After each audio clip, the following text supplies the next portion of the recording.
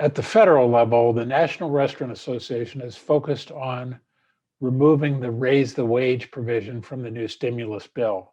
The association released an infographic on the impact a new wage would have on the industry. It also sent a letter to congressional leaders urging them to remove the provision from the bill. However, this work needs to be supplemented by your engagement on the issue. Operators and their tipped employees need to act on the NRA's alert. Links to the action alert, infographic, and other resources for advocating to preserve the tip credit are included in today's update. The next action you can take is to register for the National Restaurant Association's 2021 Legislative Affairs Conference, so you can have a virtual visit with your lawmakers representing you in DC. The visits take place on April 21st and 22nd. More information on the conference, including registration details, is included in today's update. Our hotel community is reeling from the unexpected loss of Arne Sorensen, President and CEO of Marriott International, who died over the weekend. Marriott International had recently announced that Arne was reducing his work schedule to facilitate more demanding treatment for pancreatic cancer. We extend our sympathies to the Sorensen and Marriott International families. Back in Pennsylvania, monies to fund the $145 million hospitality grant program are being released to the counties. The counties will administer the grant process, and allocations were based on county population. PRLA is working on having a DCED representative join an upcoming industry update webinar to tell you more about the program. Details will be announced soon. Representative Rader from Monroe County this week introduced House Bill 554, which would create a grant program for destination marketing organizations impacted by COVID. The funding for this program is contingent on federal dollars in the stimulus plan. Last week, the Philadelphia Department of Health released new ventilation standards for restaurants wanting to increase to 50% capacity for indoor dining. Nowhere else in the country has required restaurants to adhere to such standards.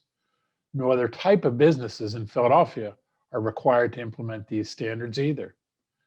Unsurprisingly, it's clear after the rollout that the program was ill-conceived and is not working.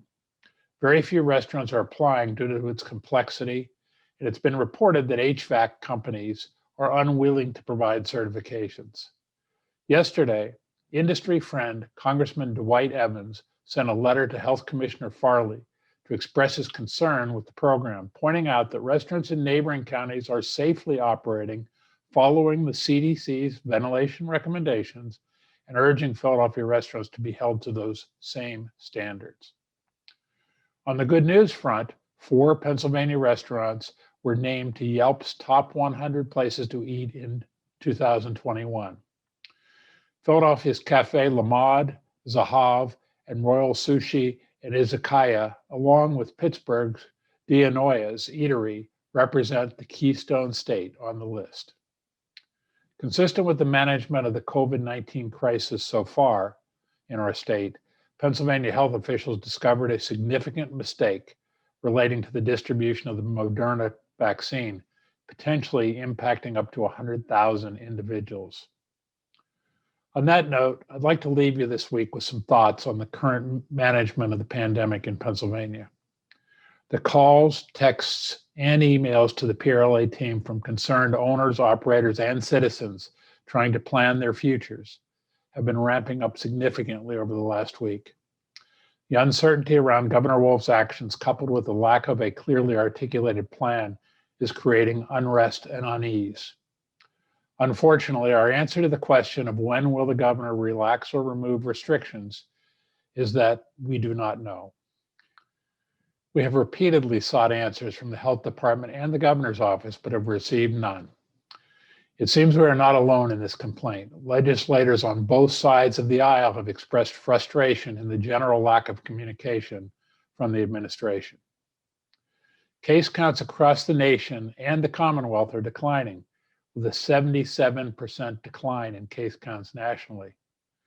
States like Florida, Georgia, and even our neighbors in Ohio have reopened their hospitality industries with safe CDC guidelines and have experienced similar or fewer case counts and deaths than Pennsylvania.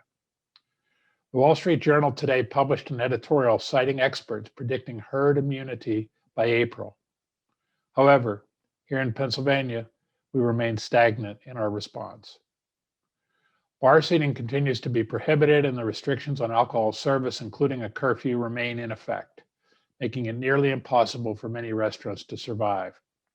Private event venues like restaurant private dining rooms, hotel banquet rooms, and catering operations are essentially shut down at 10% capacity and have been for most of the last year. With spring and summer wedding season ready to get underway, frustrations mount. Governor Wolf needs to provide his plan for fully and safely reopening Pennsylvania's restaurants, hotels, and banquet facilities. Our dedicated employees, not to mention the thousands of brides and grooms across the Commonwealth, deserve clear communications from our state's top officials on how they plan to move Pennsylvania forward. While the justifications for closing us down have been downright flimsy at times, it's time to reopen our industry. I'm John Longstreet with another edition of It Happened This Week, and I'll see you again next time.